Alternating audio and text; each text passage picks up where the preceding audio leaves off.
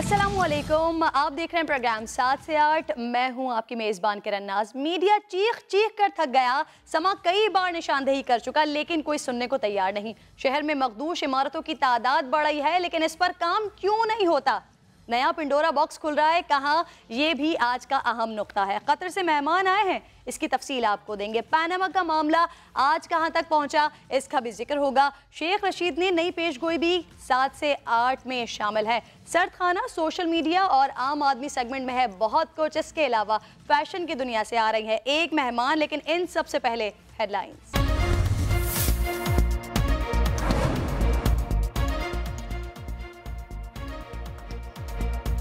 Senate में गर्मा गर्मी। मुस्लिम लीग नून के सेनेटर मुशाहिदुल्लाह ने एमक्यूएम को वैम्पायर कह दिया। बोले ये लोग एक दिन में 100 कत्ल करते रहे। ऑपोजिशन अरकान और मुशाहिदुल्लाह में जबरदस्त लफ्जी जंग छिड़ गई। अपना लहजा दुरुस्त करें, आप ऐवान में लड़ नहीं सकते। चेयरमैन सेनेट की तंबीह पर लीगी सेनेटर चले गए। वजीर आजम नवाज शरीफ पर इस्तीफा देने के लिए दबाव बढ़ने लगा। Islamabad high court bar association का कल मुकम्मल हड़ताल का ऐलान। नोटिफिकेशन जारी। हड़ताल सुप्रीम कोर्ट से इजहार यकजहती के लिए की जा रही है। पनामा के हंगामे में कतर के वजीर खारजा की पाकिस्तान आमद। मोहम्मद बिन अब्दुर्रहमान की वजीर आजम से मुलाकात। नवाज शरीफ ने सऊदी अरब के साथ तनाज़ात के सफारती हल में किरदार अदा करने की यकीन दहानी करवाई। कतरी वजीर खारजा की पाकिस्तान के साथ दो तरफा ताल्लुकात के फरोग देने की ख्वाहिश। पनामा केस की समाअत का दूसरा दिन। शरीफ खानदान को लंदन फ्लैट्स की मलकियत साबित करना होगी। वजीर आजम ने ऐलान के बावजूद मनी ट्रेल नहीं दी। फैसला कर ले, सबूत हमें देंगे या ट्रायल कोर्ट में। जजेस के रिमार्क्स। जस्टिस एजाज अफजल ने मुसलसल दूसरे दिन JIT रिपोर्ट को मुस्तरद करने की इस्तदा पर वजीर आजम के वकील से पूछा, आपको कितना वक्त लगेगा? ख्वाजा हारिस ने दलाइल जल्द मुकम्मल करने की यकीन दहानी करवाई।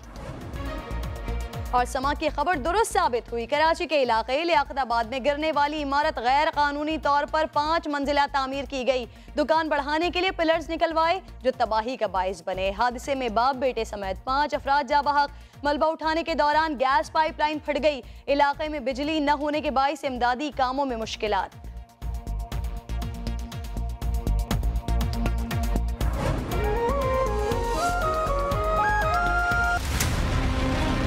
लियाकताबाद पीरा स्कूल के करीब 3 मंजिला इमारत जमीन बोस हो चुकी है। अपनी मदद आपके तहत कोशिश की जा रही है कि इस मलबे को हटाया जा सके। डॉक्टर को रेड अलर्ट कर दिया है, मैंने एक्स्ट्रा डॉक्टर कह दिया है। आपसे रिक्वेस्ट होगी कि वो अगर पीछे हट जाए, जब रेस्क्यू का जो है वो काम किया जा सकता है। ये लोड इसका डिसबैलेंस हुआ है, ऊपर तामीरात होती रही हैं और आखिरकार ये अपनी उम्र पूरी कर गई बिल्डिंग और गिर गई। बदकिस्मती ये है कि ऐसा हादसा होने से पहले ही प्रीएम्प्टिव मेजर्स लेने चाहिए उन इदारों को जिनकी जिम्मेदारी है। डिजास्टर मैनेजमेंट सिंध का कहाँ है? एक पोता मर गया, बेटा जख्मी है, बहू जख्मी है, मैं छोड़ूंगा नहीं इनको। मेरे पास जो इक्विपमेंट है वो मैं इस्तेमाल कर रहा हूँ। मेरे पास जो मैन पावर है KMC के पास वो इस्तेमाल कर रहे हैं। छेड़ियों से काट दे, ऑक्सीजन नहीं है। अबे तो आएगा कौन? आवाम खुद कर लेगी। इस वक्त रेस्क्यू का काम जारी है, मलबा हटाने का काम जारी है।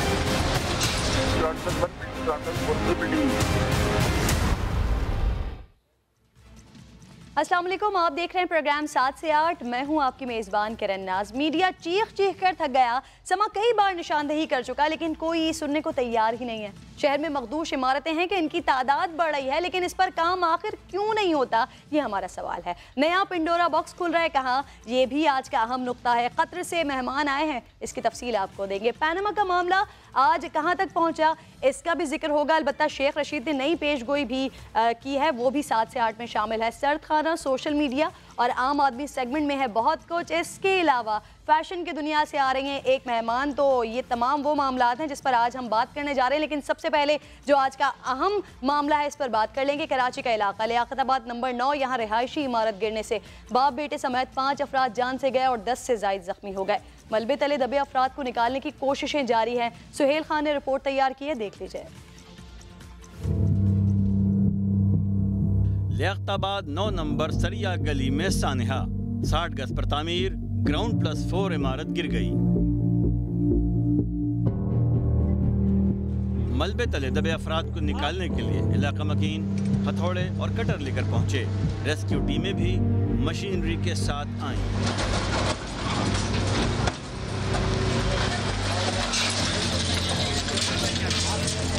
लाशों और जख्मियों को अब्बासी शहीद अस्पताल मुंतकिल किया गया।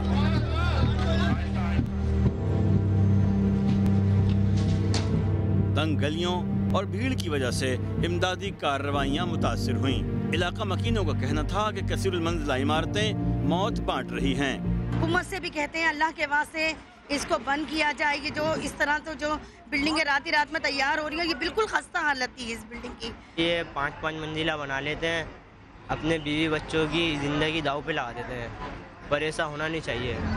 लियाकताबाद 9 नंबर में जहां रिहायशी इमारत गिरने से जानी नुकसान हुआ, वहीं अब भी लियाकताबाद टाउन में 18 मखदूश इमारतें मौजूद हैं जो खतरा हैं। कैमरामैन अबरारुर रहमान के साथ सुहेल खान, समा, कराची। सितम इतने क्या क्या पूछोगे, क्या क्या बताएंगे। लियाकताबाद जहाँ की हम बात कर रहे हैं, वहाँ इमारत गिरने के बाद इलाके की बिजली मुनक़ता हो गई है। कराची में इमदादी काम के बाइस गैस पाइपलाइन भी फट गई है। हमारे साथ मौजूद है हमारी नुमाइंदा नज़ाहत खान, उनके जानिब चलते हैं, उनसे तफसील जानते हैं।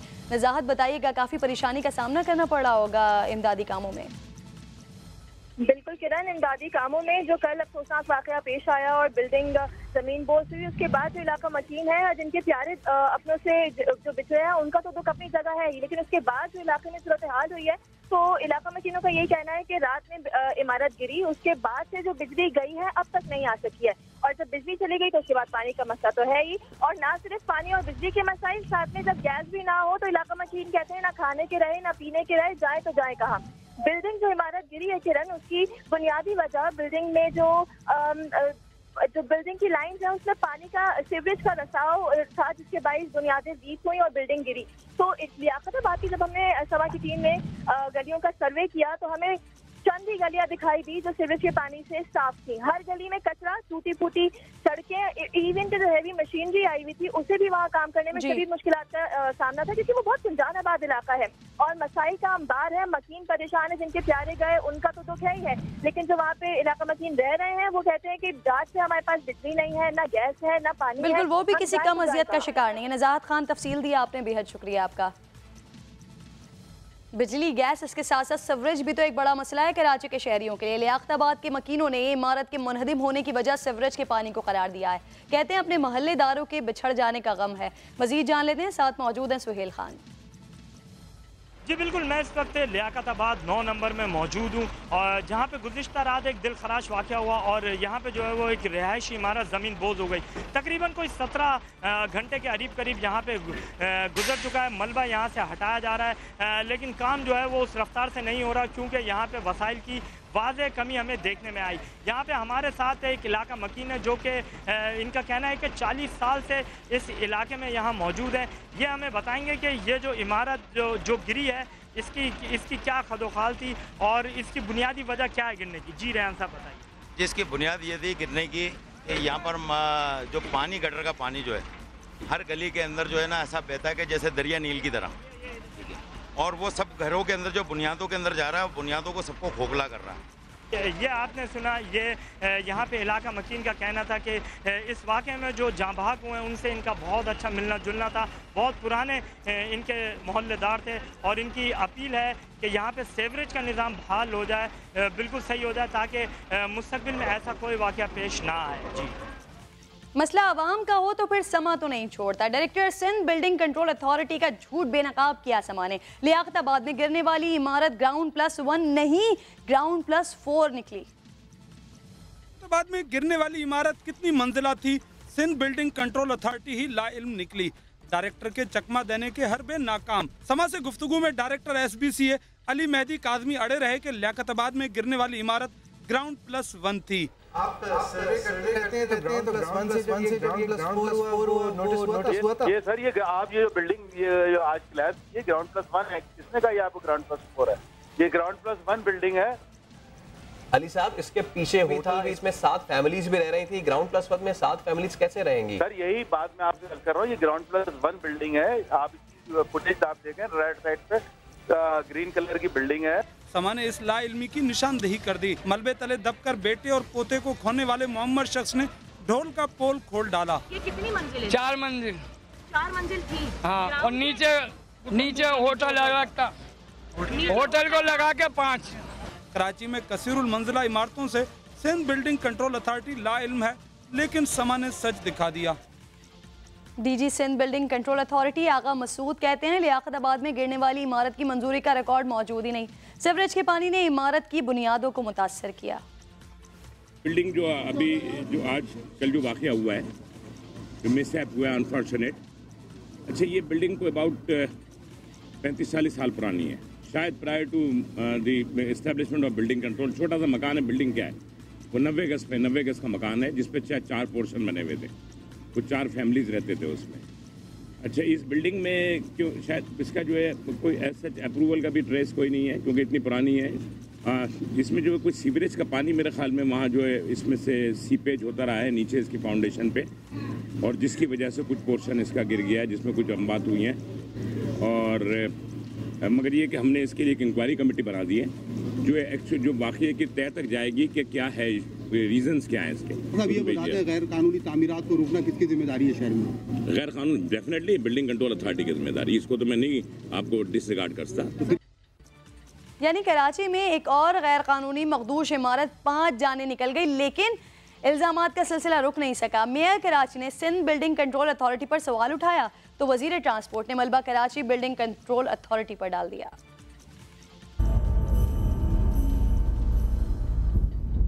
हादसे से बड़ा सानेहा ये हुआ, लोग रुके नहीं सियासत से, मगर एक और इमारत गिर गई, फिर कई जाने गई, लेकिन जिम्मेदार कौन है तायुन फिर भी ना हो सका। मेयर कराची वसीम अख्तर ने सिंध बिल्डिंग कंट्रोल अथॉरिटी पर सवाल उठा दिया। सिंध गवर्नमेंट की प्रोविंशियल डिजास्टर मैनेजमेंट अथॉरिटी है, वो कहाँ है, उसका वजूद कहाँ है, इतनी बेहिसी। वजीर ट्रांसपोर्ट नासिर हुसैन शाह बोले ये गफलत जरूर है और मुताल्लिका महकमों को अपना काम करना चाहिए, लेकिन इस तरह की गैर कानूनी तामीरात में एक बड़ा माफिया भी मुलव्विस है। हमारे बहुत से लीडर साहब आके कहते हैं कि जी ये केएमसी से पावर ले लिए गए हैं, तो उसकी वजह यही थी कि इस तरह के बहुत सारी गैर कानूनी इमारत को उन्होंने ओके भी कर दिया, फिर उनके ज़ेरे साया बनी भी। सूबाई वजीर का कहना था कि अब एक्शन होगा, गैर कानूनी तामीरात में जो भी मुलव्विस हुआ उसके खिलाफ कानून के मुताबिक कार्रवाई होगी। उन्होंने मीडिया से अपील की कि वो मखदूश इमारतें खाली कराने में हुकूमत की मदद करे। कराची में सैकड़ों जिंदगियां दांव पर लग गई हैं। शहर में 354 इमारतें इंतहाई मखदूश हैं। लियाकताबाद साने के बाद क्या फिर किसी सानेहे का इंतजार किया जा रहा है? खुर्शीद आलम की रिपोर्ट देखिए। मखदूश इमारतों की भरमार, मकीन खौफ का शिकार। सिंध बिल्डिंग कंट्रोल अथॉरिटी के मुताबिक कराची में 354 इमारतें इंतहाई मखदूश हैं। मखदूश इमारतों में रहने वालों की जिंदगियां मुसलसल खतरे में। सदर टाउन में सबसे ज्यादा 272 इमारतें इंतहाई मखदूश। किसी भी वक्त कोई भी इमारत गिर सकती है। शहरी कहते हैं मखदूश इमारतों को दोबारा तामीर कराया जाए या मकीन कहीं और रिहाइश का सोचें, क्योंकि जिंदगी से कीमती कुछ नहीं। जाती मसला है ना, ये तो बिल्डिंग है, उनकी गुंजाइश है नहीं है, बनवाएं। अब गवर्नमेंट थोड़ी एक एक घर बना के देगी सबको। अच्छी जगह रहें, अपनी जान की हिफाजत करें, क्योंकि जान कीमती चीज़ है। लियाकताबाद टाउन में भी 18 मखदूश इमारतें मौत को दावत दे रही हैं। बल्दिया टाउन में 3, जबकि साइट और गुलबर्ग टाउन में एक मखदूश इमारत है। चंद रोज पहले ही सुप्रीम कोर्ट ने कराची में गैर कानूनी कसीरुल मंजिला इमारतों की तामीर पर बरहमी का इजहार किया था।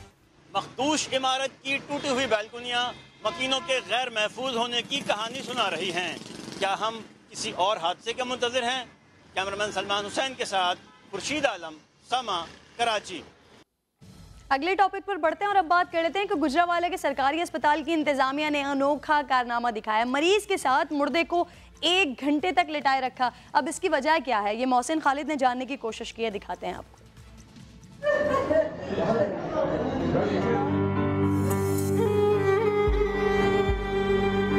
जहां जिंदों की कदर नहीं, वहां मुर्दों को कौन पूछता। अहमदाबाद का 60 साला नूर मोहम्मद सांस के इलाज के लिए सिविल अस्पताल में ठोकरें खाता रहा। वार्ड 10 में बिस्तर मिला तो इलाज से पहले ही दम तोड़ गया। लाश ले जाने के लिए वर्षा को स्ट्रेचर तक नहीं मिला। डेथ हुई मुर्दे को, काफ़ी देर लटाई रखा। बाद में अभी 2-3 घंटे बाद उसे उठाया। कोई गौर नहीं थी, वो कह रहे बेड की कमी है, इस तरह ही चले। 1 घंटे तक लाश जिंदा मरीज गुलाम रसूल के बिस्तर पर पड़ी रही। अस्पताल इंतजामिया मामले पर इंक्वायरी की जहमत तक नहीं समझती। ये कोई इंक्वायरी वाला मसला है नहीं है। पेशेंट अगर 2 लेटे हुए थे बेड के ऊपर, एक सीरियस हो गया, उसकी उसी वक्त डेथ हो गई, तो इसमें कोई इंक्वायरी वाला मसला बनता नहीं है। सिविल अस्पताल में स्ट्रेचर और बिस्तरों की शदीद कमी है, लेकिन हुकूमत को सब अच्छा की रिपोर्ट जाती है। मोहसिन खालिद, समा, गुजरांवाला। और इस वक्त मोहसिन खालिद हमारे साथ मौजूद है, उनकी जानिब चलते हैं, उनसे बात कर लेते हैं। मोहसिन खालिद, ये गुजरांवाला में होने वाला कोई पहला वाकया नहीं है, इससे पहले भी ऐसे वाकयात हम देखते आए हैं। इतनी कमी है बेड्स की, स्ट्रेचर्स की, इंतजामिया कुछ करती क्यों नहीं है? जी बिल्कुल, गुजरांवाला के लोग हैं कि उनकी किस्मत जो है वो बदलने का नाम ही नहीं ले रही। मैं आपको बताता हूं कि गुजरांवाला का सरकारी अस्पताल 50 लाख की आबादी के लिए वाहिद एक सिविल अस्पताल है जहां पे इंतहाई बुरे हालात हैं। पिछले 15 साल के दौरान यहां पे सिर्फ 100 बेड में जो है इजाफा है। पहले 425 बेड थे, अब 525 बेड हैं। इतना बड़ा अस्पताल है, सिर्फ 80 स्ट्रेचर्स हैं, 100 के करीब जो है वो व्हील चेयर हैं, जिसकी वजह से लोग इंतहाई परेशान हैं। 350 डॉक्टर्स हैं, रोजाना हजारों की तादाद में यहाँ पे मरीज आते हैं। और हालात देखें कि आज जो वाकई यहाँ पे पेश है कि एक बेड पे 2 मरीजों को लुटाया गया, मुर्दा भी वही था और जिंदा मरीज भी वहां था। जो जिंदा मरीज था उसके जो अहले खाना थे वो चीहो पुकार करते रहे कि मुर्दे को यहाँ से जो है मुर्दा खाना में शिफ्ट किया जाए, लेकिन ना तो सिविल अस्पताल में कोई अजाफी बेड मौजूद था और ना ही इनके पास कोई स्ट्रेचर थी कि मुर्दे को वहां से ले जाया जाता। मैं आपको बताता चलूं कि पिछले 15 साल के दौरान कोई भी अस्पताल की अपग्रेडेशन नहीं हो सकी। लोग परेशान हैं, परेशानी का शिकार हैं। अस्पताल में डॉक्टर्स नहीं मौजूद होते, पैरामेडिक्स जो है वो यहाँ पे स्टिचिंग करते हैं, मरहम पट्टी करते हैं, लोगों को तिब्बी सहूलियात मिलती है। रोजाना जो आउटडोर की इमरजेंसी है गुजरांवाला के सरकारी अस्पताल की वो 1200 के करीब है, जबकि इमरजेंसी में रोजाना 600 से ज्यादा जो है मरीजों को लाया जाता है, लेकिन तिब्बी सहूलियात का इंतहाई फुकदान है। जिस तरह पंजाब के दीगर शहरों की जो सूरत हाल है उसी तरह बिल्कुल जो है गुजरांवाला की सूरत हाल है अस्पताल की। लोग परेशान है लेकिन कोई किसी की नहीं सुन रहा। बर्न यूनिट यहाँ पे नहीं है, सीसीयू यहाँ पे नहीं है, आर्थोपेडिक का वार्ड यहाँ पे नहीं है। ये कहा जा सकता है कि जिला गुजरांवाला का बड़ा अस्पताल है, वाहिद अस्पताल है, लेकिन यहाँ पे सिर्फ मरीजों को बिल्कुल यानी कि लाखों लोगों के लिए 100 और 50 के हिस्से से आगे नंबर बढ़ ही नहीं रहा है कि बेड्स हैं तो वो भी 100 हैं, स्ट्रेचर्स हैं तो वो 100 हैं, अगर व्हील चेयर्स हैं तो वो 50 यहाँ पर मौजूद हैं। मोहसिन खालिद आगाह कर रहे थे, बेहद शुक्रिया आपका। आगे बढ़ते हैं। पेशावर में गैर अखलाकी सरगर्मियों के इल्जाम में गिरफ्तार निजी स्कूल के प्रिंसिपल के बारे में सनसनीखेज इंकशाफात सामने आए हैं। समा के नुमाइंदे तारिक वहीद इस रिपोर्ट में बता रहे हैं। गैर अखलाकी सरगर्मियों की शिकायत। पेशावर में हैदराबाद पुलिस ने निजी स्कूल के प्रिंसिपल को गिरफ्तार किया तो तफ्तीश के दौरान उस्ताद के लिबादे में शैतान सामने आ गया। पुलिस रिपोर्ट के मुताबिक अताउल्ला मरवत नामी प्रिंसिपल ने स्कूल को बाकायदा कहबा खाना बना रखा था। कमसिन तालिबात से नाजेबा हरकत की खुफिया वीडियोस भी बनाता रहा। इसके बारे में इंफॉर्मेशन थी कि ये इस तरह की कुछ गलत हरकत में मुलव्वस है स्कूल के अंदर, तो उसके बाद प्रॉपर कन्फर्मेशन के बाद जो सारे शवाहिद हमने इकट्ठे किए तो बाकी उसको चलान किया हमने। स्कूल में इंसानियत सोच सरगर्मियों का भांडा एक तालिब इल्म ने फोड़ा। मुल्जिम वीडियोस के जरिए बच्चों के वालिदैन को भी ब्लैकमेल करता रहा और टैक्सी ड्राइवर बनकर बाहर से जिस्म फरोश खवातीन को भी स्कूल लाता था।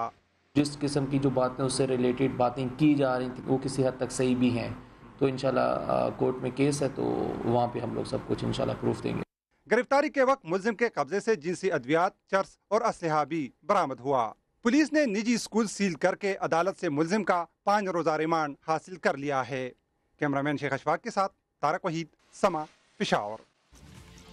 सियासी मामलात के हवाले से ब्रेकिंग न्यूज़ भी आ रही है, वो भी आपको बता दें कि सेनेट इजलास में लीगी रहनुमा मुशाहिदुल्लाह खान ने MQM पर इल्जामात की बारिश कर दी है। इस बारे में बात कर लेते हैं। समा के नुमाइंदे फैज़ान खान हमारे साथ मौजूद हैं। फैज़ान, सुनाइए अंदर की कहानी। जी बिल्कुल, चेयरमैन सेनेट रजा रबानी की ज़ेर सदारत जो इजलास हुआ है आज, उसमें MQM को जो है वो मुशाहिदुल्लाह जो लीगी सेनेटर हैं उन्होंने बहुत शदीद तनकीद का निशाना बनाया है और ख़ास तौर पर MQM लंदन के जो कायद हैं अल्ताफ हुसैन, उनको शदीद तनकीद का निशाना बनाया है। उनका ये कहना था कि MQM जो है इसके जितने लोग हैं ये सारे वैम्पायर्स हैं और इनके हाथ और मुंह जो हैं वो खून में लथपथ हैं। उनका ये कहना था कि कराची में इनके दौर में रोज़ाना जो है वो 100 से ज़्यादा कत्ल होते थे मगर किसी की कोई रिपोर्ट नहीं है। जिसके ऊपर जो सेनेटर ताहिर मशदी हैं जिनका ताल्लुक MQM से था, उन्होंने भी जो है वो काफ़ी सेनेट में एहतजाज किया और उठकर खड़े हो गए, जिसमें आपस में जिसके बाद खूब हंगामा तमाम आराई हुई और चेयरमैन सेनेट ने इसके ऊपर काबू पाते हुए मुशाहिदुल्लाह खान को उनका रवैया दुरुस्त करने की तंबीह की और उनको हिदायत की कि वो अपनी चुप होकर अपनी वापस सीट पर बैठ जाएं, जिसके बाद सेनेटर मुशाहिदुल्लाह जो हैं वो ईवान को छोड़कर कुछ देर के लिए बाहर चले गए और मामला जो है वो काबू में आ गया। जी, यानी इससे पहले बहुत गर्मा गर्मी रही। फैजान खान, तफसील देने के लिए शुक्रिया आपका। किसी को भीख में कौड़ी नहीं मिलती और किसी को करोड़ों अरबों तोहफे में मिल जाते हैं। 2700 पाकिस्तानियों को 102 अरब बतौर गिफ्ट दिए गए। सेनेट कमेटी में FBI ने इंकशाफ किया। मनी लॉन्ड्रिंग और दहशतगर्दी की फंडिंग का नया पिंडोरा बॉक्स खुलने के इम्कानात भी बढ़ गए हैं। शकील अहमद रिपोर्ट करें। बैरून मुल्क मुकीम लोग 2700 पाकिस्तानियों पर खास मेहरबान 102 अरब रुपए तोहफे में दे डाले। सेनेट की कैमा कमेटी बराए खजाना में FBR का तहलका खेज इंकशाफ। डायरेक्टरेट ऑफ इंटेलिजेंस की रिपोर्ट पेश करते हुए हुकाम ने बताया कि बैरून मुल्क से 2016 में 8 अफराद को 50 करोड़ से 1 अरब रुपए तक बतौर तोहफा मिले। 97 अफराद को 10 से 20 करोड़ रुपए, 280 अफराद को 5 से 10 करोड़ रुपए और 2348 अफराद को 1 करोड़ से 5 करोड़ तक बतौर तोहफा मौसूल हुए। इन सब में से सिर्फ 49 अफराद ने वेल्थ स्टेटमेंट में 20 करोड़ से 50 करोड़ रुपए बतौर तोहफा जाहिर किए। इतनी बड़ी रकूम बतौर तोहफा मिलने पर कमेटी अरकान का इजहार तशवीश। कामिल अली आगा का कहना था कि रकूम हवाला और हुंडी से बैरून मुल्क भेजी जाती है और फिर कानून की गिरफ्त से बचने के लिए तोहफे के तौर पर वापस मंगवा ली जाती है। FBR हुकाम ने बताया कि तहकीकात शुरू कर दी गई। मुतल्लिका अफराद को सेक्शन 176 के तहत नोटिस भी अरसाल। मनी लॉन्ड्रिंग और दहशतगर्दी की फंडिंग का पहलू हरगिज नजरअंदाज नहीं किया जाएगा। वज़ीर आज़म नवाज शरीफ से कतरी वज़ीर ख़ारजा की मुलाकात। दोनों रहनुमाओं के दरमियान कतर सऊदिया तनाज़े पर बातचीत हुई है। समा के नुमाइंदे उस्मान खान ज्वाइन कर चुके हैं, उनसे बात कर लेते हैं। उस्मान, बताइएगा इस मीटिंग का अहवाल।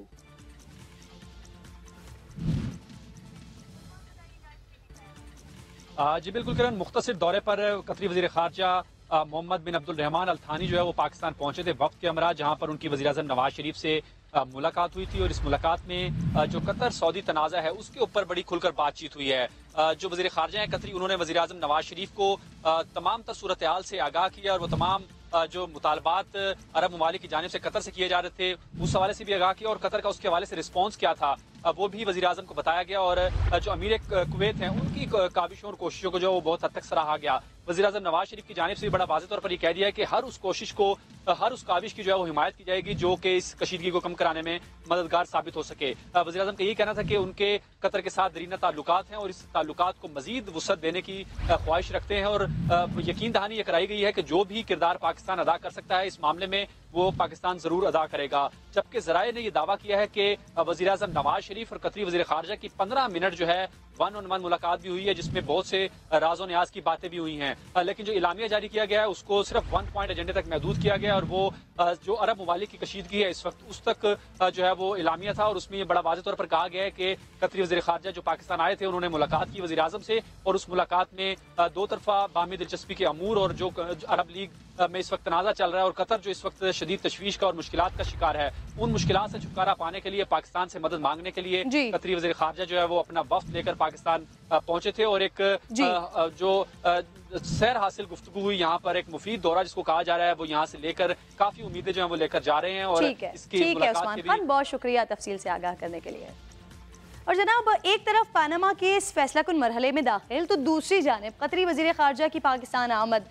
बज़ाहिर दोनों अलग अलग मामलात हैं मगर कहीं इनका आपस में कोई ख़ास ताल्लुक तो नहीं। अरकान पार्लियामेंट इस पर क्या कहते हैं, आइए आपको दिखाते हैं।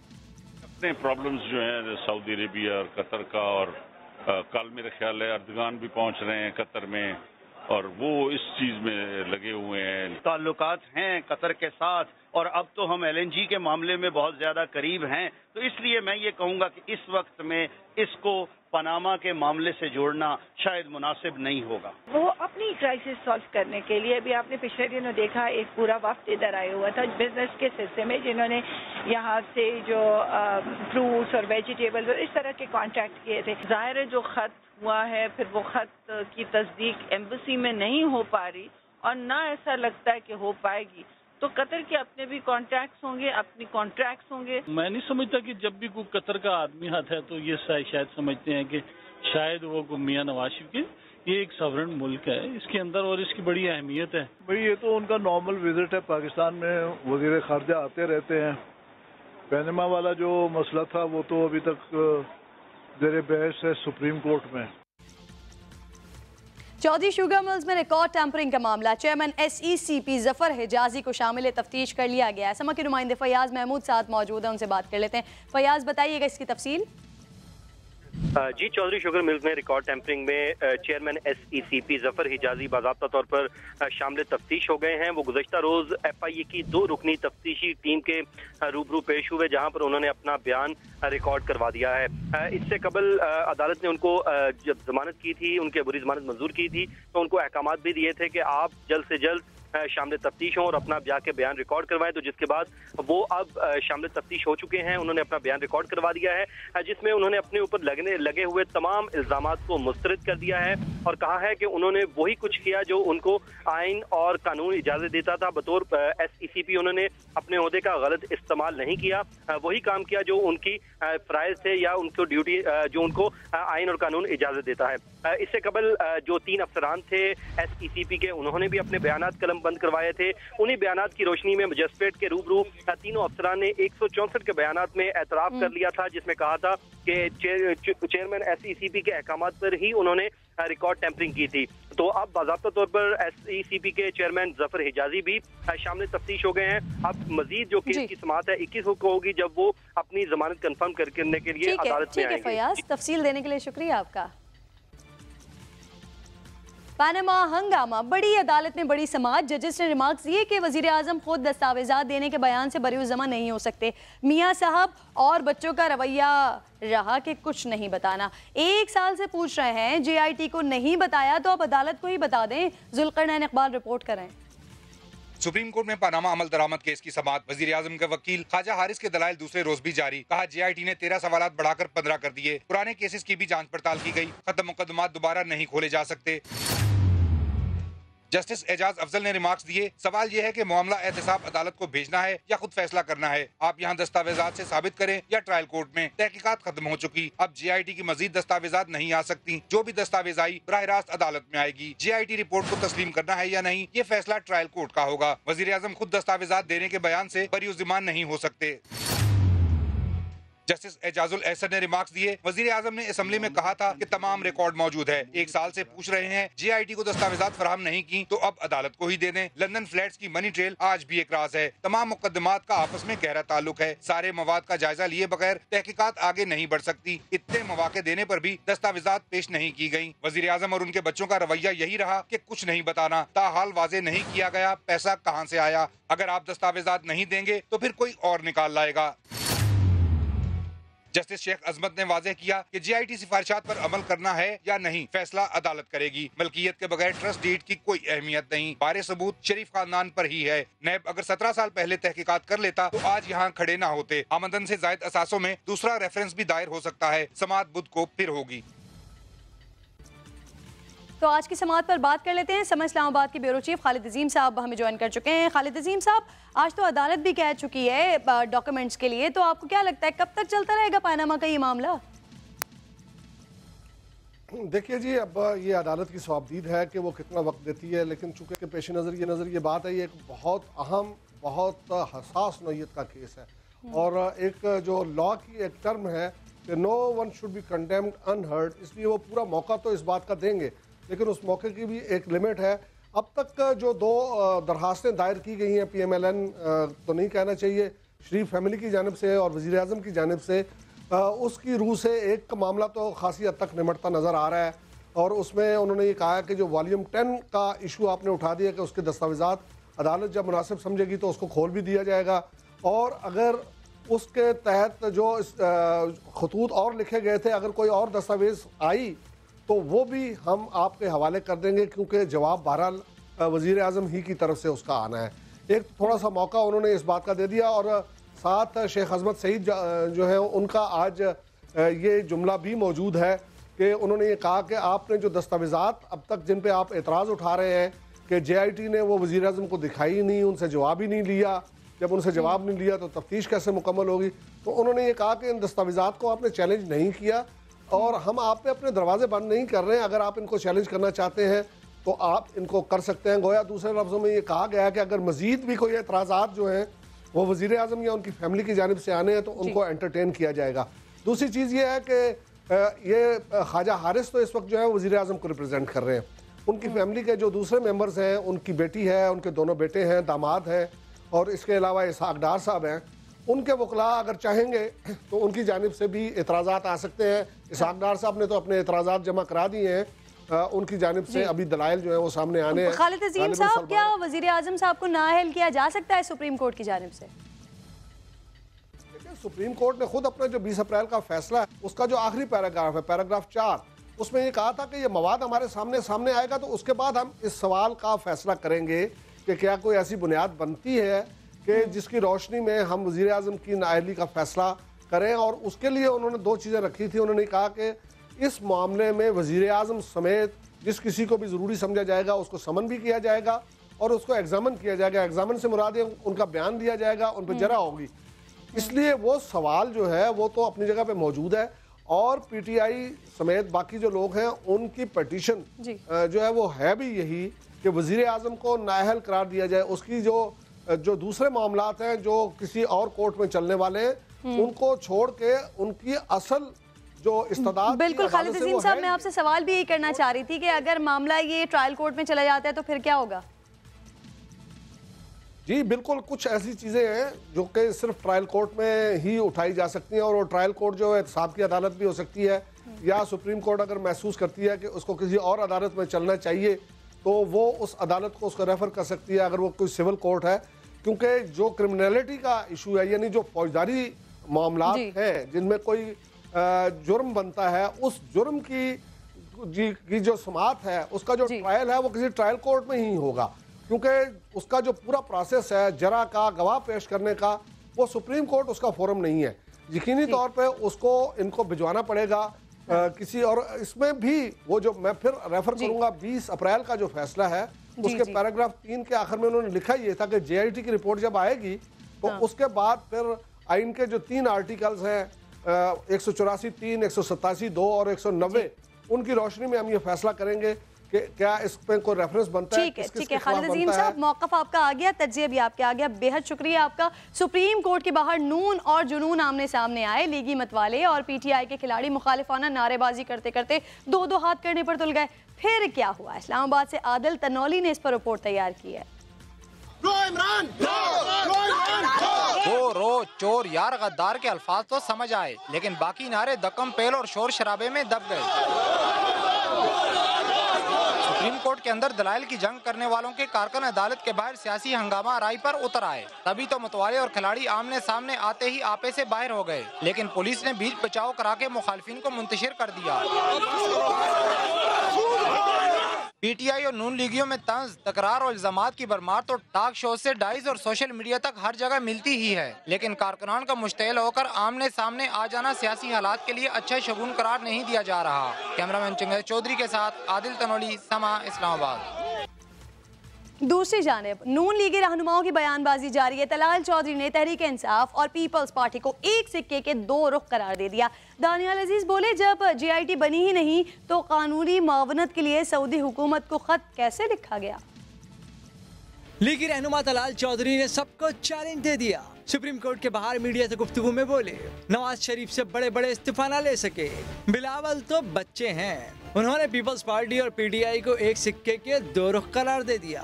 सरे महल का पला हुआ बच्चा, और भाई अपने वालिद से पूछो, वो तो करप्शन का साइंसदान है, आइंस्टाइन है। इमरान खान, तुम्हारा जब इजलास हो रहा होता है तो पता नहीं चलता कि तुम लाड़काना गए हो या लाड़काने वाले तुम्हारे घर आए हुए हैं। दानियाल अजीज बोले, बताया जाए वॉल्यूम 10 में कौन से राज दफन हैं, लेकिन मुखालिफिन वॉल्यूम 1 भी पढ़ लें। 31 मई 2005 जेआईटी भेज रही है म्यूचुअल लीगल असिस्टेंस की रिक्वेस्ट। ये कौन सा साल चल रहा है? 2017 चल रहा है। तो ये 2005 में कौन लगा हुआ था इस काम के पीछे, और ये जेआईटी ने कैसे भेज दिया जो वजूद में ही नहीं आई थी? लीगी रहनुमा का कहना था कि चौधरी शुजात आज सुप्रीम कोर्ट में नजर नहीं आए। ICIJ ने तो सबसे पहले मुनीश इलाही की ऑफशोर कंपनी का जिक्र किया था। जबकि दूसरी जानिब तहरीक इंसाफ का मौक़िफ़ यह है कि शरीफ खानदान अब नहीं बच सकता। नई मुल्क कहते हैं जेआईटी की तश्कील के वक्त वजीर आजम हाउस में इसे बदनाम करने की साजिश तैयार की गई। फवाद चौधरी के मुताबिक वजीर आजम की नाअहली अब छोटी बात है, वॉल्यूम 10 खुला तो इसके असरात भी सामने आएंगे। सुप्रीम कोर्ट में दलाइल, बाहर एक दूसरे पर वार। नून लीग के रहनुमा JIT पर क्यों गरजते हैं, PTI रहनुमा नईमुल हक ने बता दिया। प्राइम मिनिस्टर हाउस में जो एक साजिश तैयार की गई थी, इस साजिश में ये तय किया गया था कि JIT को हर तरीके से बदनाम किया जाएगा, हर तरीके से उस पर तनकीद की जाएगी और पूरी कोशिश की जाएगी कि JIT अपने मकासद में नाकाम हो जाए। नईमुल हक ने दावा किया है कि वजीर आजम नवाज शरीफ का बचना मुश्किल है। नवाज शरीफ साहब के लिए बाहर निकलने के लिए तमाम दरवाजे बंद हो चुके हैं। फवाद चौधरी कहते हैं वजीर आजम की नाअहली अब छोटी बात है। कोई मौजज़ा ही नवाज शरीफ साहब और उनकी जो फैमिली है उसको 14 साल कैद और 10 साल की डिस्क्वालिफिकेशन से बचा सकता है। PTI रहनुमा ने मजीद कहा कि वॉल्यूम 10 खुला तो इसके भी असरात आएंगे। नवाज शरीफ ने सगे खालू को पहचानने से इनकार किया। अवामी मुस्लिम लीग के सरबराह शेख रशीद ने वजीर आजम की जाने की नई पेशगोई की है। कहते हैं मामला एक हफ्ते में निमट जाएगा। नवाज शरीफ ने सिस्टम चलाना है तो सुप्रीम कोर्ट के सामने सरेंडर करना होगा। आज ऐसे दिखाई दे रहा है कि गवर्नमेंट पार्टी चाहती है कि ये केस जो है अकाउंटेबिलिटी कोर्ट को भेज दिया जाए, लेकिन जब रिबटल होगा तो इस केस में बहुत बड़ी बात होगी, क्योंकि वॉल्यूम 10 जो है जिसको ये खुलवाना चाहते हैं ये खुद बहुत पछताएंगे कि हमने ये गलती की वॉल्यूम 10 को खुलवा के। मैं एज ए पॉलिटिकल वर्कर और नॉन प्रैक्टिसिंग लॉयर ये समझ रहा हूँ कि न सिर्फ नवाज शरीफ साहब नाअहल होने जा रहे हैं, बल्कि नाअहलियत के साथ साथ उनको अभी से फैसला कर लेना चाहिए कि अगर उन्होंने सिस्टम को चलाना है तो सुप्रीम कोर्ट के आगे सरेंडर करना होगा। शायद कल की समाअत के बाद एक हफ्ते के अंदर ही फैसला होते देख रहा हूँ। वजीर आजम से वही मुतालबा कर रहे हैं जो उन्होंने गिलानी से किया था, मुस्ताफ़ी हो जाएं। अदालत ने हटाया तो फिर हमेशा के लिए जाएंगे। पीपल्स पार्टी के रहनुमा कमर जमान कायरा कहते हैं कि इनकी चीखें निकल चुकी हैं, बार बार टेप्स पब्लिक करने का कहते हैं, अगर सामने आ गई तो कहीं मुंह दिखाने के लायक नहीं रहेंगे। जिस दिन इन प्रोसीडिंग्स की जो JIT में हुई है उसकी फुटेज ऑन हुई, ये किसी को मुंह दिखाने के काबिल नहीं रहेंगे। तो डिफेंस मियां साहब की तरफ से उनके काउंसिल ने पेश किया, वो बड़ा मायूस कुन था। जब कोर्ट का फैसला आएगा फिर तो फारिग होंगे। सो हम उनसे वो मुतालबा कर रहे हैं जो उन्होंने गिलानी साहब से किया था। मियां साहब ने कहा था कि आप चले जाएं, इस्तीफा दे दें, अगर अदालत ने आपको छोड़ दिया वापस आ जाए। उन्होंने कहा था मेरे खिलाफ कुछ भी निकल आया, जरा सारा सबूत निकला, एक लम्हा ज़ाया नहीं करूँगा। हम उन्हें कह रहे हैं जनाब अब दिन गुजर गए, अपनी बात का एहसास कर लें। मुस्लिम लीग के बहुत सारे वज़रा उम्मीद से हैं और वो उम्मीद से हैं कि शायद उनकी बारी लग जाए, इसलिए वो अपनी बोलियां बोल रहे हैं। दूसरी जानिब नून लीग का खैबर पख्तूनख्वा को सियासी महाज बनाने का फैसला। अवामी राबता मुहिम का आगाज़ चित्राल से किया जाएगा। समा के नुमाइंदे तारिक आफाक हमारे साथ मौजूद हैं, उनसे मजीद बात कर लेते हैं। तारिक आफाक से इस हवाले से बात करेंगे जहां नून लीग का खैबर पख्तूनख्वा को सियासी महाज बनाने का फैसला सामने आ रहा है, जबकि अवामी राबता मुहिम का आगाज़ चित्राल से कर दिया जाएगा। वज़ीर आज़म 20 जुलाई को लवारी टनल का इफ्तिताह करेंगे, जबकि 24 जुलाई को मर्दान में सियासी क़ुव्वत का मुजाहरा भी किया जाएगा नून लीग की जानिब से। और खैबर पख्तूनख्वा में तहरीक इंसाफ को टफ टाइम देने का फैसला PMLN की जानिब से आ रहा है, जबकि वज़ीर आज़म ने मौलाना फजलुर रहमान को भी अहम टास्क सौंप दिया है। पनामा का हंगामा, वज़ीर आज़म पर इस्तीफे के लिए दबाव बढ़ने लगा है। क्या वकला तहरीक फिर चलने को है? पाकिस्तान भर में वकला तंजीमों ने एहतजाज का ऐलान किया है। पाकिस्तान बार काउंसिल ने वज़ीर आज़म के इस्तीफे के मुतालबे और अदलिया से इजहार यकजहती के लिए कल मुल्कगीर हड़ताल का ऐलान किया है। Islamabad high court bar association ने भी कल मुकम्मल हड़ताल का ऐलान करते हुए नोटिफिकेशन जारी कर दिया है, जबकि कराची बार एसोसिएशन ने भी बुध को पाकिस्तान बार काउंसिल की अपील पर संद की मातहत अदालतों में काम बंद करने का ऐलान किया है। पनामा हंगामा इस पर हो रहा है नया कारनामा। वजीर आजम पर इस्तीफे के लिए दबाव बढ़ने लगा है। क्या वकला तहरीक फिर चलने को है? पाकिस्तान भर में वकला तंजीमों ने एहतजाज का ऐलान कर दिया है। पाकिस्तान बार काउंसिल की जानिब से कल मुल्क भर में हड़ताल का ऐलान किया गया है। इस वक्त हमारे साथ मौजूद हैं vice chairman Pakistan bar council Ahsan Bhoon साहब। उनसे बात कर लेते हैं। एहसन साहब, बहुत शुक्रिया, आपने समा के लिए अपना कीमती वक्त निकाला। सबसे पहले बताइएगा, लाहे अमल क्या है आप लोगों का? हमारा लाहे अमल ये है कि जी हमने जब पूरे लाल पाकिस्तान लायत कॉन्फ्रेंस में 5 मई को ये ऐलान किया था कि JIT के फैसले का हम इंतजार करेंगे। JIT के फैसले के बाद जो भी डिसीजन आया हम अकॉर्डिंगली उसको साथ लेके, और अब डिसीजन आ गया और मैं समझता हूँ कि ये मौजूदा वज़रा और हुकूमत जिस तरह सुप्रीम कोर्ट पे हमले कर रहे हैं, अब वकला को आप सामने आके सुप्रीम कोर्ट के साथ खड़े होना पड़ेगा। जबकि JIT में ये बात सारी हर चीज वाज़ेह हो गई है कि ये, मैं समझता हूँ कि ये मुल्की इस्तेकाम के लिए, अदारों की इस्तेकाम के लिए, रूल ऑफ लॉ के लिए ये चीजें बहुत जरूरी हैं कि आज हमें सुप्रीम कोर्ट के साथ खड़े होने होगा और करप्शन को एलिमिनेट करने के लिए सुप्रीम कोर्ट को ये हौसला देना होगा कि पूरी कौम और पूरे वकला और पूरी मुल्क आपके साथ है। और इंशाअल्लाह ताला हम ये समझते हैं कि ये जो करप्शन का बाप खुला है तमाम मुल्क की आवाम के सामने, इसको हमेशा के लिए बंद करने के लिए वकला अपना पूरा रोल प्ले करेंगे। ठीक है, बहुत शुक्रिया एहसन भवन साहब, आपने टाइम दिया। दूसरी जानिब लाहौर हाई कोर्ट ने इमरान खान की जानिब से वज़ीर आला पंजाब शहबाज शरीफ को नाअहल करार देने की दरख्वास्त नाकाबिल समाअत करार दे दी है। शाहिद हुसैन रिपोर्ट करें। इमरान खान ने लाहौर हाई कोर्ट में शहबाज शरीफ की अहलियत का मामला उठाया, लेकिन लाहौर हाई कोर्ट ने दरख्वास्त को नाकाबिल समाअत करार दे दिया। केस की इब्तदाई समाअत जस्टिस शाहिद करीम ने की। इमरान खान की जानिब से बाबर अवान अदालत में पेश हुए। इब्तदाई दलाइल में कहा गया कि शहबाज शरीफ अवामी ओहदे के साथ जाती कारोबार से मुंसलिक रहे। बददियानती का मुर्तकिब होने पर इन्हें ओहदे से हटाया जाए।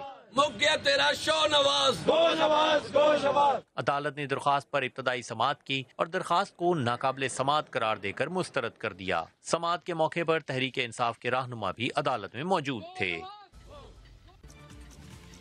लाड़काना से भी खबर आ रही है, जहां नोडेरो थाना पानी पानी हो गया है। शर्म से नहीं, बारिश के पानी से। हवालात में कैद मुलजिमान तक ये पानी पहुंचा है। थाने की गाड़ियां और असलहा भी डूब गया है। नवीद लाड़क हमारे साथ मौजूद हैं, उनसे मजीद तफसील जान लेते हैं। नवीद, बताइएगा, पानी तो आ गया, इसे निकालने के लिए क्या कर रहे हैं? जिला में जो है वो मूसलाधार बरसात हुई है, जिसके बायस नोडेरो थाना जो भुट्टो का शहर है नोडेरो, उस थाने के अंदर जो है बरसाती पानी दाखिल हो गया है। हवालात के अंदर जो मुलजमान कैद हैं मुख्तलिफ मुकदमात में, वहाँ वो भी उन तक पानी पहुँच गया है। SHO हेड मोरर के ऑफिस वहाँ तक पानी भी मौजूद है, जबकि जो माल खाना है जहाँ असला रखा जाता है, रिकॉर्ड रखा जाता है और दीगर जो गाड़ियाँ खड़ी होती हैं वो भी जो है पानी में डूब गई हैं। अफसोस जैसी सूरत हाल ये है कि नोडेरो की इंतजामिया, भुट्टो का शहर है नोडेरो, अभी तक जो है वो नहीं जागी है और पानी को निकालने के लिए कोई बंदोबस्त नहीं किया गया है। जी, बहुत शुक्रिया तफसील से आगाह करने के लिए नवीद। और जनाब, मानसून का मस्ताना मौसम अभी और रंग दिखाएगा। मुल्क के अक्सर मकामात हैं यहाँ बारिश की पेशगोई की गई है महकमा मौसमियात की जानिब से, और ये बताया गया है कि आइंदा 24 घंटों के दौरान सिंध, बलोचिस्तान, खैबर पख्तूनख्वा, क्वाटा और बालाई पंजाब में रिमझिम और मूसलाधार बारिश का इम्कान है। तो हमारे साथ ज्वाइन कर चुके हैं हमें तरहब असगर, उनकी जानिब चलते हैं और उनसे बात कर लेते हैं। तरहब, सारे शहरों के बारे में बताया, कराची के बारे में कुछ नहीं बताया महकमा मौसमियात ने? जी बिल्कुल, कराची की भी अगर बात करें तो सिंध के इलाकों में भी महकमा मौसमियात की जानिब से कहा गया कि आइंदा 30 घंटों में जो है रिमझिम का इम्कान है। इसके साथ साथ इस्लामाबाद और कश्मीर की अगर बात करें तो वहाँ पे मूसलाधार बारिश के साथ साथ तेज़ हवाएं भी चलेंगी। ना सिर्फ ये बल्कि गिलगित बल्तिस्तान पे भी अक्सर मुकामात पे बारिश की नवीद सुनाई है। इसके अलावा अगर बात करें तो मानसून बारिशों के से जो सैलाब की सूरत हाल पैदा हो रही है उसके बारे में NDM का कहना है कि सैलाब का खदशा जो है वो जाहिर उन्होंने किया है। ना सिर्फ ये बल्कि फ़िलवक्त इस टाइम मैं लाहौर में मौजूद हूँ और आज सुबह लाहौर में जो है 3 घंटे मुसलसल बारिश हुई है, जिसके बाइस जो है 45 मिलीमीटर बारिश रिकॉर्ड की गई है। मौसम खुशगवार है, पार्क में मैं खड़ी हुई हूँ और ठंडक का एहसास भी हो रहा है। इस वजह से जो है खुशगवार मौसम को एंजॉय करने के लिए लोग भी यहाँ पे आए हैं। लाहौर की अगर हम बात करें तो आइंदा 2 दिन के लिए जो है महकमा मौसमियात ने कहा है कि बारिश मजीद होगी, तो मानसून का मौसम जो है वो मानसून की बारिशों का सिलसिला वो तो फिल वक्त भी जारी है। आप तो एंजॉय करेंगे क्योंकि आप पार्क में मौजूद हैं, लेकिन जो लोग नशेबी इलाकों में मौजूद होंगे, जिनके घरों में पानी भर गया होगा, उनसे ज़रा जाकर पूछे कि वो इस वक्त क्या फील कर रहे हैं। आपने हमें आगाह किया, महकमा मौसमियात के हवाले से बताया, शुक्रिया आपका। चेयरमैन SECP के खिलाफ सेनेट में करारदाद जमा। चेयरमैन SECP जफर हिजाजी पर FIR दर्ज कर दी गई है। करारदाद में ऐसा बताया गया है कि जफर हिजाजी को फौरी तौर पर ओहदे से हटाया जाए, JIT की सिफारिश पर अमल दरामद किया जाए। शकील अहमद साथ मौजूद हैं, उनसे जानते हैं तफसील। शकील बताइएगा। सेनेट में अपोजिशन अरकान ने एक करारदाद जमा कराई है जिस पर 40 सेनेटर्स के दस्तखत हैं और चेयरमैन SECP जिन पर रिकॉर्ड टेम्परिंग का इल्जाम है उनके खिलाफ मुकदमा भी दर्ज है, वो तफ्तीश भी उनसे हो रही है और मुतालबा इस करारदाद में किया गया है उनको फौरी तौर पर ओहदे से हटाया जाए और JIT की सिफारिश पर अमल दरामद किया जाए। और करारदाद अपोजिशन जमातों ने जमा कराई, उस पर 40 अरकान के दस्तखत हैं और चेयरमैन SECP के खिलाफ ये मजमूई तौर पर करारदाद पेश की गई है। जी बहुत शुक्रिया तफसील से आगाह करने के लिए। और एक अच्छी खबर आपको दे दें कि आज़ाद कश्मीर की वादी नीलम इसे सयाहों के लिए दोबारा खोल दिया गया है। 3 रोज़ कबल भारतीय फ़ौज की फायरिंग के बाद हिफाजती इक़दामात के पेश नज़र इसे बंद किया गया था। अमीरुद्दीन मुगल हमें वहाँ से रिपोर्ट करें। जी मैं इस वक्त मौजूद हूँ आज़ाद कश्मीर की सियाती वादी नीलम में, जहाँ 3 रोज़ कबल भारतीय फ़ौज की फायरिंग के बाद इस इलाके में स्याहों की आमद को वक्ती तौर पर हिफाजती इक़दाम के पेश नज़र रोक दिया गया था, जो कि आज दोबारा से खोल दिया गया है वादी नीलम को स्याहों के लिए। आज़ाद कश्मीर की वादी नीलम के डिप्टी कमिश्नर चौधरी फरीद ने समा से गुफ्तगू करते हुए बताया कि आज से स्याहों को मुकम्मल इजाज़त है कि वो वादी नीलम में कहीं भी सियाहत के लिए जा सकते हैं और उनको मुकम्मल तहफ़्फ़ुज़ भी फराहम किया जाएगा। और उनका ये भी कहना था कि सियाहों की सहूलत के लिए 1 अगस्त से 7 अगस्त तक फ्री जो है वीक मनाया जा रहा है। इस दौरान सियाहों को फ्री सहूलत मुहैया की जाएगी रिहाइश की वादी नीलम के तमाम गेस्ट हाउसेज में, और सियाह जो है वो सिर्फ खाने और ट्रांसपोर्ट के खर्चात बर्दाश्त कर सकेंगे। और KPK में कुछ तब्दीली आई है। खैबर पख्तूनख्वा के अवाम को चूहा गर्दी से छुटकारा मिला नहीं कि कुत्ता गर्दी ने अपनी लपेट में ले लिया। 3 माह के दौरान 17,000 से जायद शहरी कुत्तों का शिकार बन गए। ज़ीशान अनवर की रिपोर्ट। खैबर पख्तूनख्वा में चूहा गर्दी के बाद सामने आ गई कुत्ता गर्दी। महकमा सेहत की जानिब से साल 2017 की पहली सेमाई रिपोर्ट में इंकिशाफ किया 17,000 से जायद शहरियों के बाउले कुत्तों का शिकार बनने का। 2.8 मिलियन केसेस में से 17,000 केसेस जो हैं वो डॉग बाइट्स के हैं, जो कि इसका 3% हिस्सा बनता है। महकमा सेहत के मुताबिक सूबे के तमाम अस्पतालों में एंटी रेबीज वैक्सीन फराहम की जा चुकी है। ताहम जिला इदारों की मौसर कार्रवाई से कुत्ता गर्दी में कमी लाई जा सकती है। तमाम जगहों पर दवाइयाँ भी मौजूद हैं। बाकी जो महकमे हैं उनको चाहिए कि वो भी सामने आए और अपना रोल प्ले करें। जो रेबिड डॉग्स हैं उनको सिरे से एग्जिस्ट ही नहीं करना चाहिए, तो केस हो ही क्यों। महकमा सेहत के मुताबिक गुज़िश्ता साल सूबे में कुत्तों का शिकार बनने वाले अफराद की तादाद 58,000 से भी ज्यादा थी। कैमरामैन आबिद खान के साथ ज़ीशान अनवर, समा, पेशावर। जनाब, पार्लियामेंट में लड़ाई सिर्फ पाकिस्तान में नहीं होती, बल्कि ताइवान के पार्लियामेंट में बजट इजलास के दौरान हुकूमती अरकान और अपोजिशन अरकान लड़ गए आपस में। किसी ने घसीट कर फर्श पर गिराया, कोई किसी पर चढ़ दौड़ा। ताइवान की पार्लियामेंट तरक्याती बजट इजलास के दौरान अखाड़ा बन गई। तरक्याती प्रोग्राम पर इख्तलाफ ने लड़वा दिया। हुकूमती जमात DPP और अपोजिशन KMT के अरकान दस्तों गिरबान हो गए। किसी को मौका मिला तो दूसरे पर पानी फेंक दिया और कोई किसी के कांधे पर चढ़कर शोर मचाने लगा। एक रुकन ने तो दूसरे को कैमरामैन पर ही दे मारा। इस धींगा मुश्ती में कई अरकान को चोटें आई।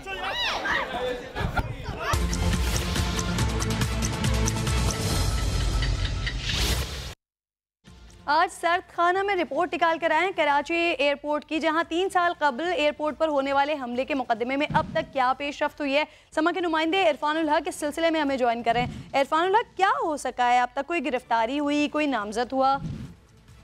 देखिए, कुछ मुल्जिमान तो इसमें गिरफ्तार किए गए थे मुकदमे में, उनके खिलाफ मुकदमा भी ज़ेर इल्तवा है, मगर कुछ ऐसे मुल्जिमान भी गिरफ्तार हुए हैं जिन्होंने अपनी गिरफ्तारी को चैलेंज किया है। उनका ये कहना है अपनी दरख्वास्त में सिंध हाई कोर्ट में जो उन्होंने दायर की है कि उन्हें गैर झूठे मुकदमे में एक मुलविस करने की कोशिश की जा रही है। इसके अलावा CTT एहलकारों पर खासे संगीन इल्जाम लगाए गए हैं। दरख्वास्त में कहा गया है कि जो CTT अफसरान हैं वो उनसे रिश्वत तलब कर रहे हैं और 2.5 करोड़ से ज़ायद रुपए सिर्फ ये कहकर ले चुके हैं कि उन्हें मजीद मुकदमात में मुलविस किया जा सकता है। इस हवाले से इंक्वायरी का हुक्म दिया था अदालत ने। आज SSP एजाज अहमद अदालत में पेश हुए हैं। उन्होंने कहा है कि एयरपोर्ट हमले के हवाले से जो इंक्वायरी की जा रही है उसमें दरख्वास्त गुजार के अहल खाना ताउन नहीं कर रहे, बिलखुसूस दरख्वास्त गुजार के वालिद नहीं आ रहे बयान कलम करवाने। इस पर अदालत ने शदीद बरहमी का इजहार किया है और ये रिमार्क दिए हैं कि तुम्हारी हिम्मत कैसे हुई एक ज़ईफ शख्स को बुलाने की, किस कानून के तहत बुला रहे हो। इसके अलावा जो इंक्वायरी में मुलविस अफसरान हैं उनके खिलाफ क्या कार्रवाई हुई है, अदालत को बताया गया कि ठीक है। इरफानुल हक, बहुत शुक्रिया आपका। ट्विटर पर आज कौन सा ट्रेंड टॉप पर है, आइए आपको दिखाते हैं। ट्विटर पर पनामा का हंगामा सोशल मीडिया सार्फिन के लिए अहम जरूर रहा, मगर पाकिस्तान की ट्रेंडिंग में मुस्तकिल पहले नंबर पर नहीं। पाकिस्तान जिंदाबाद के नाम से हैशटैग पर सार्फिन वतन से मोहब्बत के इजहार के लिए ट्वीट्स करते रहे। जद्दा नहीं अडियाला, कदम बढ़ाओ सुप्रीम कोर्ट और पनामा केस के हवाले से मुल्क की सियासी सूरत हाल भी जेर बहस रही। आज जुल्फिकार अली भुट्टो के साहबजादे शाहनवाज भुट्टो की 23वीं बरसी भी है। लाहौर के ट्विटर सार्फिन ने शाहनवाज को खिराज अकीदत पेश करने के लिए ट्रेंड शुरू किया।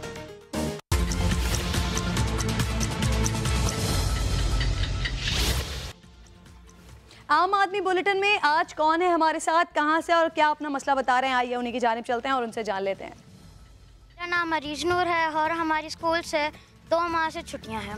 हम कहीं घूमने फिरने नहीं जा सक रहे। हम अम्मी अब्बू से कहते हैं कि हमें पार्क ले जाएं तो वो कहते हैं पार्क के सारे झूले बंद हैं।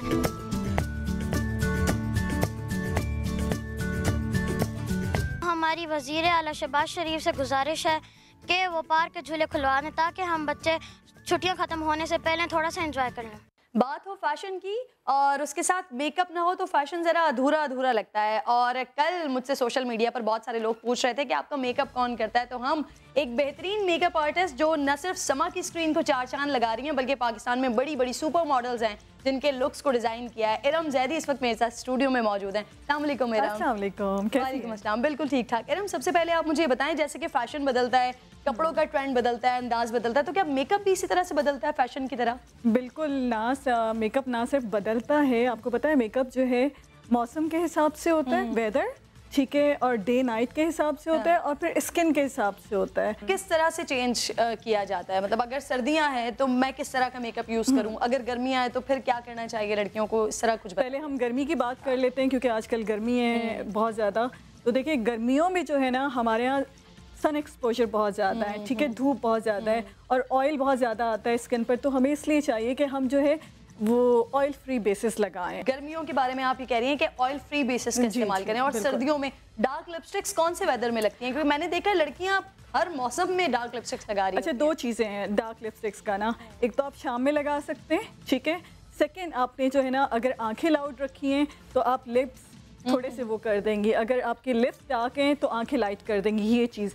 फिर सेकेंड जो है सर्दियों में बहुत ज़्यादा अच्छे लगते हैं। अच्छा इरम, ऑफिस का माहौल है, एक आपका घर का माहौल है, एक शादी का माहौल है, तो तीनों का डेफिनेटली डिफरेंट मेकअप होता होगा, लेकिन बहुत सारे लोगों को इसका डिफरेंस समझ नहीं आता कि आप कैसे अलग कर सकते हैं, शादी का मेकअप हो या फिर एक पार्टी का मेकअप हो। बिल्कुल, आपने बड़ी अच्छा पॉइंट किया है। ये जो है देखें ऑफिस में जो है ना हमेशा आप बहुत ज़्यादा मेकअप नहीं होते, आपको फ्रेश लगना है। शादियों में देखें आपके पास फिर वेदर और शाम की, अगर आपकी शाम की जो है कोई भी इवेंट होता है तो उसमें आप डार्क लगा सकते हैं और सर्दियों में ज़्यादातर आप लाउड पे जा सकते हैं, कोई वो नहीं है। लेकिन गर्मियों में हमें हमेशा लाइट कलर और मैट कलर्स पे जाना चाहिए क्योंकि आपके फेस से भी ऑयल निकल रहा है। आप अगर ग्लॉसी लिपस्टिक लगाएंगे तो बहुत बुरी लगेगी, हमें ग्लॉस पे जनाब इरम जैदी हमारे साथ मौजूद थी और इनसे मज़े मज़े की बातें की हैं मैंने, यकीनन आप लोगों को पसंद आई होगी। तो अगले पीर को आपसे दोबारा होगी मुलाकात। प्रोग्राम 7 से 8 में कुछ नया लेकर आएंगे आपके लिए, कुछ नए मेहमान भी होंगे हमारे साथ और कुछ मज़े मज़े की सर्द खाने में और उसके अलावा दीगर सेगमेंट्स में चीज़ें होंगी। जब तक के लिए करना पड़ेगा आपको इंतज़ार अल्लाह ने के बाद।